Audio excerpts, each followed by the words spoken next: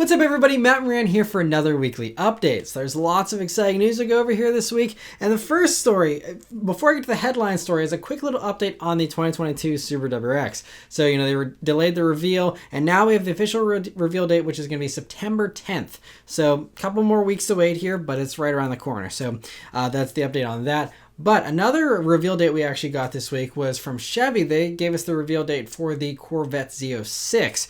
So they announced it's going to be debuting on October 26th, and they posted this official picture of it in camo, along with a YouTube video of it testing in Germany and France, which features more of that sweet-sounding engine that it has. They were even revving it in these little French towns and stuff. And so, yeah, check out the video there, and I'm excited to see all the details about it here in about 2 months and report back on all that for you guys.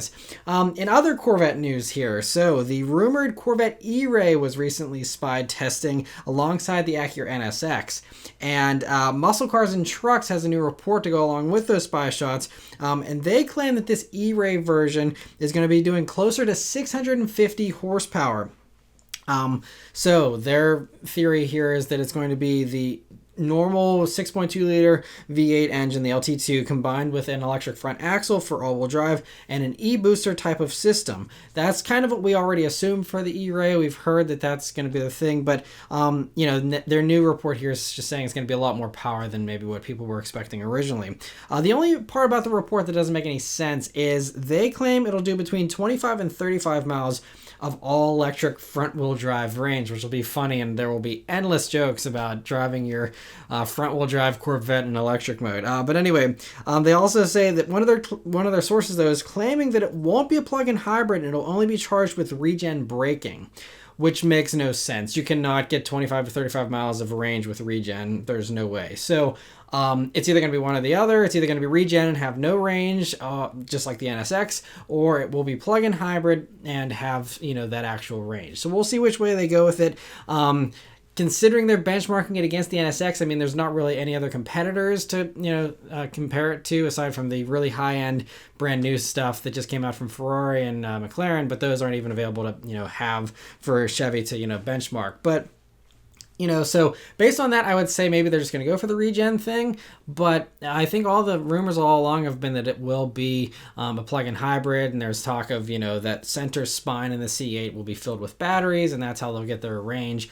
So, I would expect it to be plug-in. But anyway, they also claim it's going to fit in where the Grand Sport used to fit in the lineup, suggesting there won't be a Grand Sport anymore. Instead, you'll have the E-Ray, which will give you the boost in power, and it'll also benefit supposedly from the wider fenders and the wider tires from the Z06 version. But yet you'll have, a little bit of a greener option, I suppose, and a different thing with the all-wheel drive and also having the electrified stuff versus the Z06, which will be rear-wheel drive and just an absolute screamer and drive very, very differently. So that's kind of what they're saying as far as how that's going to all play out. So we'll see if the report turns out to be true. The last thing is they're suggesting the car will be arriving in 2023. Originally, it was supposed to come a little sooner, but because of all these delays and stuff in the car world, 2023 now for the arrival for that, supposedly.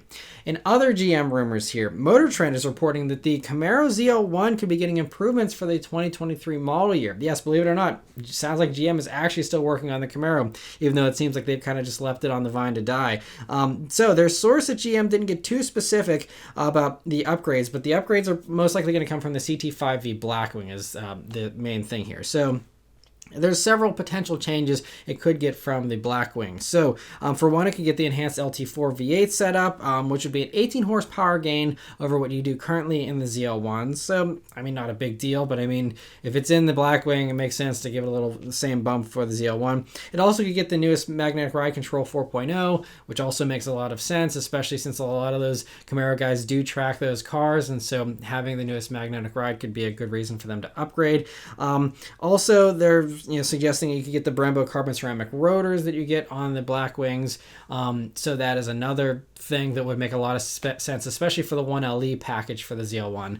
I'm sure a lot of those Camaro guys would love that. And so we'll have to see. But modernmusclecars.de in Germany, they even spied a camoed Camaro 1LE on the Nürburgring doing some testing. So that adds some credibility to this Motor Trend report that, clearly if they're camoing up Camaros, they're doing something with them.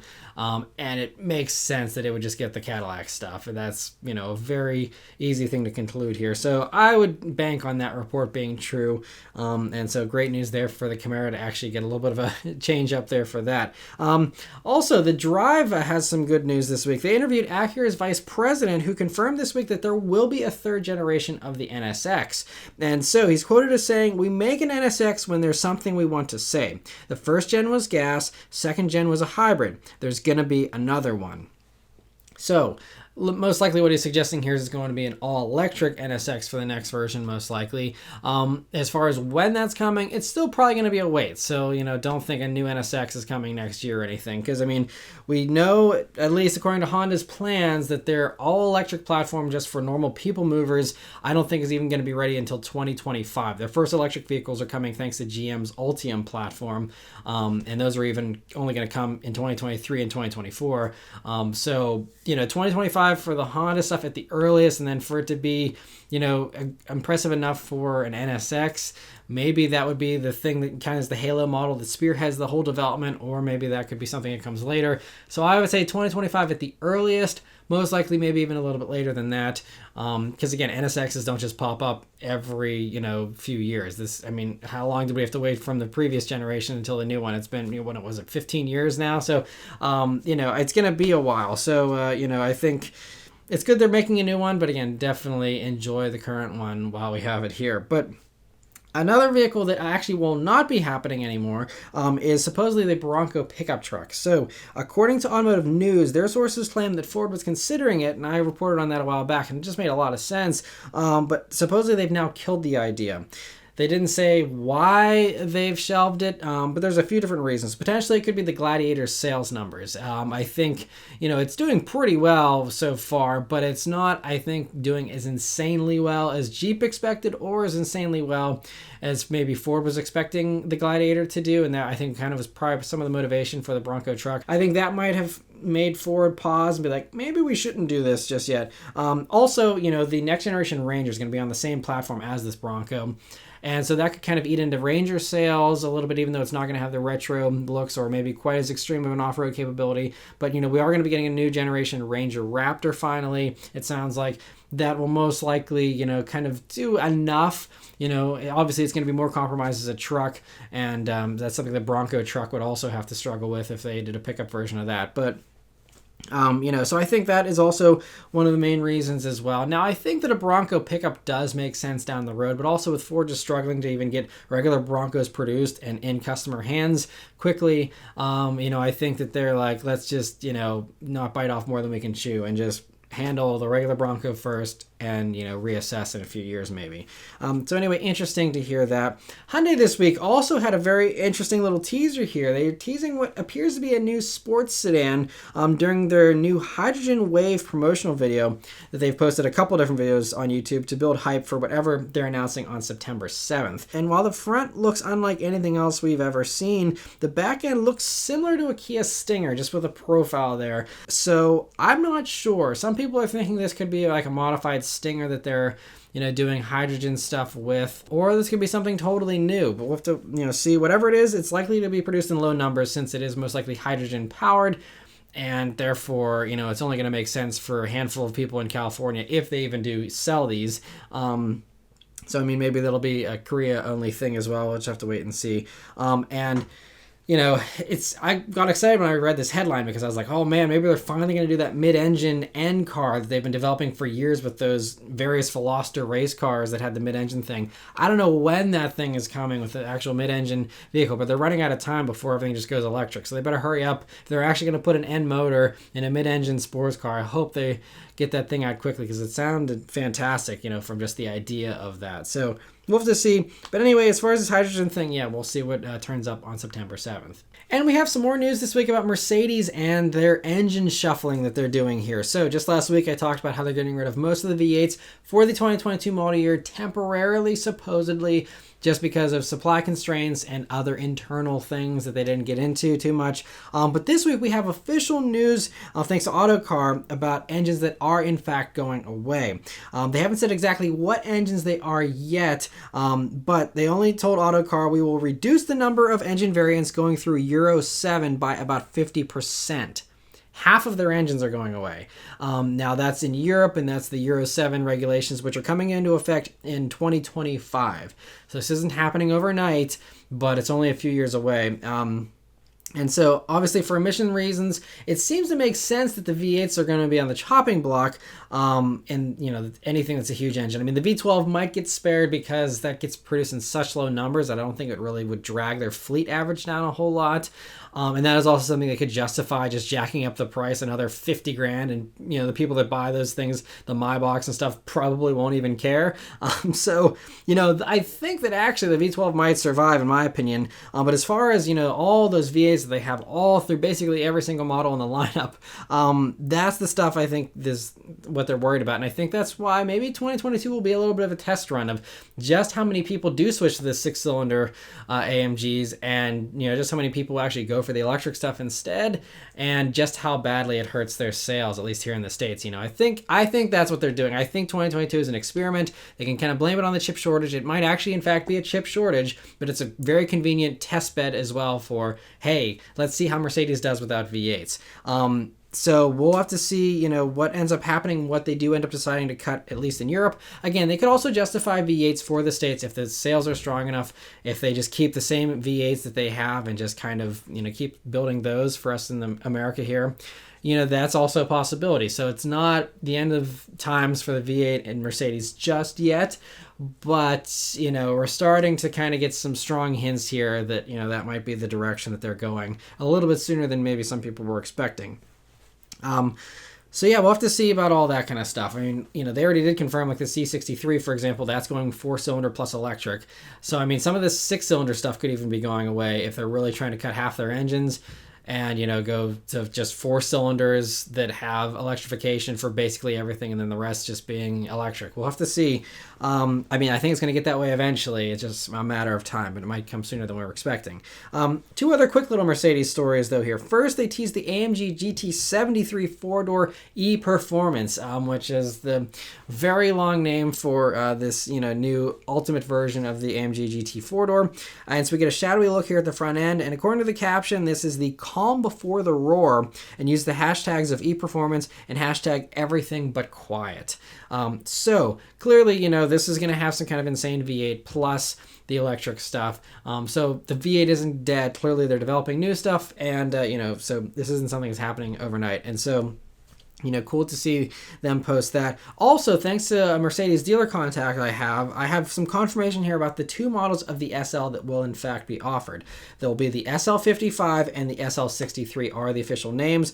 Both are AMG models, like was previously confirmed, and they're both only 4MATIC all-wheel drive plus, is their 4MATIC plus system. And so I think we already kind of knew most of that, but now we do have confirmation of those two names. We'll see what that 55 motor ends up being. My contact wasn't sure themselves, but you know, we for sure know the 63 version is going to be probably the AMG GT's 63S kind of motor, and just have that in here. But as far as 55 version, could be an electrified 6-cylinder, could be, you know, something else. We'll have to see, but interesting to hear that. Volkswagen this week, for some more affordable news here, they've given us details on the refresh for the Jetta and the Jetta GLI for the 2022 model year. So the GLI, it gets new bumpers with painted air intakes up front there now, and a new mesh pattern and larger exhaust tips in the back that almost look like they're borrowed from an Audi RS car. They're just slightly less oval, but pretty large. I think it actually looks really good here for this refresh. The LED headlights and taillights are standard now. Both models also get new wheels, both the GLI and the regular Jetta. Inside on the GLI here, it gets the wheel from the GTI with those haptic feedback buttons, along with new red and black dash accents, and the leather seats now have red perforations. Mechanically, the GLI is the same as well, but sadly, the big news here that no one's really talking about is the base trim has been dropped, meaning the only GLI you'll be able to get now is the Autobahn trim. And so updated pricing hasn't been announced yet, but the old Autobahn was $31,740, and the base model was $4,400 cheaper. So I'm assuming that these new improvements will at least keep the price the same, if not up the price even more. So effectively, the entry price to get into a GLI is going to probably go up by $5,000. Which is really a bummer for those who are okay with cloth seats and stuff. GLI was really competitive. It kind of fought pretty closely in price with stuff like the Civic Si, the Forte GTs, and the Elantra N lines and stuff like that. Now, you're not going to be able to get a GLI for anything under $32,000. So it's kind of unfortunate. It kind of pushes it, in those higher ranges, and then you're talking $32,000. You might as well go for a Veloster N with way more power and performance. So, I don't know why they got rid of the base trim. It's kind of unfortunate. Anyway, other stuff here. For the regular Jetta, it also gets new bumpers that now include an LED running light. Inside, all the models come with digital cockpit gauges now. That's also another confusing thing. Like, base Jetta, like, you're trying to keep the pricing affordable. Why are you putting digital gauges in base models? I get that they want to be competitive, but, like, everyone's complaining about car prices just skyrocketing, and then you're, loading up base models with all this tech. Like, I don't think anyone is going to be complaining about analog gauges. I don't know. It just seems a little bit strange because they, again, didn't announce pricing for the regular Jetta either, but I guarantee you it's going to be going up as well, pricing itself out of competitiveness. And so, there's also contrast stitching now throughout the cabin. It also gets the new Volkswagen steering wheel. The biggest change for the regular Jetta, though, is that it also swaps the 1.4-liter turbo 4-cylinder engine for the 1.5-liter from the Taos, which bumps power from 147 horsepower to 158 horsepower, although torque remains the same at 184 pound-feet. Thankfully, you can still get the manual with the base Jetta as well, but it's only available on the base S and the Sport trim, which is the next level up, and that replaces the R-Line trim. The R-Line trim's going away. So that Sport trim does get a stiffer suspension, black trim, and a brake-based limited slip differential. So again, kind of the same stuff you got on the R-Line, I think. And then whenever you go up to the nicer SE and SELs, those are automatic only. They also now come standard with automatic emergency braking, blind spot monitoring, and rear cross traffic alert, which is great that you at least get the safety stuff as standard, but that also is going to, again, raise these prices. And they'll all go on sale here in the fourth quarter of this year. So interesting to see that, but really sad to see the death of the base GLI. That's really a bummer. Subaru this week has revealed the refreshed 2022 Forester in Japan. So we get more looks here at the revised front end, along with some extremely subtle changes to the back end. We'll see, what exactly changes here on the US version. The interior looks the same, but we'll have to wait again for the US reveal to see if there's any details for our version that are improved. Along with, we know the Wilderness trim is coming as well. So that'll all be debuting on September 2nd, so I'll be talking about it here next week. And we have a couple of Mazda stories this week. So first, they filed trademarks for new names and logos that suggest rotary-powered models are in fact on the way. They've been going back and forth with delaying them, and we didn't know what's happening. Same thing with the MX-30. That was supposed to get a rotary range extender, but at least here in the States, it's not getting it currently. So anyway, as far as these new names here, so the logo you can see clearly shows a rotor with E cut in the middle of it, and the new names for the three different powertrains are eSkyActiv R Energy, eSkyActiv R HEV, and eSkyActiv R EV. Really rolls off the tongue. I don't know why they're insisting on continuing with the SkyActiv thing. Just call it EREV or something. I don't know. Anyway, the first is probably a mild hybrid. Now, the second is most likely a full hybrid. And then the third, obviously, for an electric vehicle with those names. With the electric thing, it would most likely the rotary would be the range extender, like again in the Mazda MX-30 here. But I'll get to the MX-30 in a minute too. There's some more stuff to talk about with that. But we'll have to wait and see if these trademarks ever get used, since they keep saying, again, that they're working on the rotary stuff and then they don't. But since they're having the logos and stuff, at least for Japan, I would assume that, this stuff will show up. Whether we get it here in the States, remains to be seen. There's been lots of stuff they've been planning for the States that ended up getting canceled. So we'll have to see about all that. But it would be really great for that new coupe they're developing. If they actually have a rotary in it, they could potentially justify calling it the RX-9 or something. We'll have to see. That was exciting. I talked about that with those patent images a few weeks ago with that sports coupe they are working on, it seems, at Mazda. So have to keep an eye out on all this stuff. Speaking of the MX-30, though, as of right now, Mazda's only planning to offer the electric version here in the States. And based on the information we got this week, though, it definitely needs a range extender. So they announced pricing along with the range this week. It's going to be starting at $33,470. It'll go on sale this fall, but the range is just 100 miles. That's it. I think it's actually the lowest range EV you can buy new in America today. And so Mazda justifies the small 35.5 kilowatt hour battery by saying its lower weight helps preserve handling dynamics and minimize its environmental impact. As for the handling, I mean, it's a crossover. Like, no one's buying this for its handling dynamics. Like, yes, it's a Mazda, and I know it has to have their flavor of good handling, but, you know, so they have the same marketing for the CX-9, and that thing is enormous. So, I mean, you know, there's compromises there. You can say there's the same compromises for an EV. You know, this isn't a Miata, so I don't really buy that as justification. The other thing, you know, the environmental impact being better with the smaller battery, I can understand where they're coming from there. You obviously have less mining and all that goes on. But the environmental impact also is irrelevant if no one buys them. So it's like, cool, you're using less batteries, but you know what uses even less batteries? Just not building the electric vehicle at all. And then, you know, you just are stuck with the gas stuff and those environmental challenges instead. So, you know, it's kind of this, like, you're stuck between a rock and a hard place there. Like, you know, you want to have a battery that's large enough that people actually buy it and use it and can actually have it as their daily vehicle. But aside from people that are doing, you know, short length commuting and stuff and plugging in every single night with that commuting, you know, this is going to be kind of a tough justification. You know, I mean, yes, you know, if you live in a warm climate, you don't have the degradation of the battery, you know, in the cold weather and stuff. But I mean, the battery will, again, go down in its range over its life. So that also kind of limits how long you can actually use one of these things for. One clever idea, though, that Mazda does have to compensate for the low range is what they call the MX-30 Elite Access Loaner Program, which allows you to borrow a gas-powered Mazda vehicle for 10 days each year for the first 3 years of owning the vehicle. And this is, I think, a really good idea that I think other EV selling companies should adopt as well, because, you know, this kind of overcomes the American hurdle of, well, what if I'm going to drive across the country tomorrow? I want to have range to do 1,000,000 miles. And it's like no one actually buys what they need for their daily lives. And, you know, everyone buys their vehicle for, well, I go on a road trip to the beach once a year, and so I need to have 1,000 miles of range. And it's like you couldn't just rent a car for that amount of time. And that's what Mazda's effectively doing. They're saying, hey, go take a CX-9 for the week you want to go to the beach, and then come back to your MX-30 for the rest of the year when you drive 30 miles a day.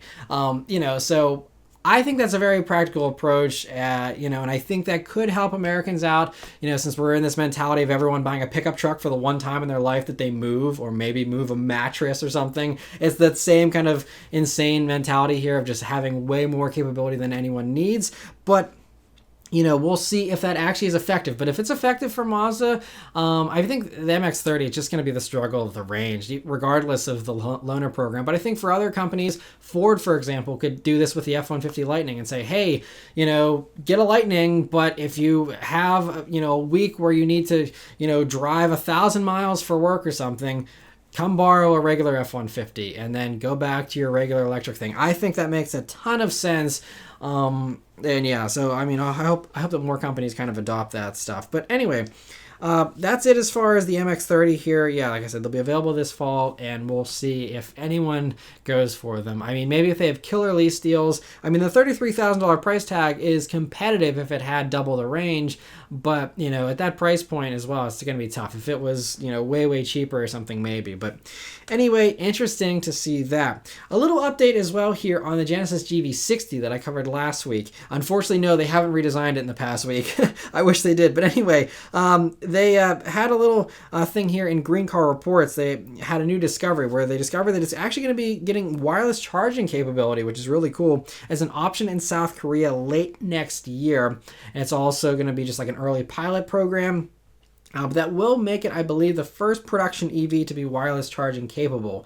BMW has rolled out the same tech for the 530e plug-in hybrid, but after that's already been available for 2 years supposedly, and that's still in a trial phase in limited markets. So obviously I think it's going to be a few years before this even shows up on the GV60, but it sounds like this whole eGMP platform is capable of that, which is really cool for down the road, maybe adding that capability there. And we'll see if Genesis can get into the mainstream faster than BMW has. But interesting to hear that. Another little EV update is on the Mach-E. So both it and the real actual two-door Mustang both get a new ice white appearance package for the 2022 model year. And so it's a throwback to a similar package Ford offered on the 1993 Mustang.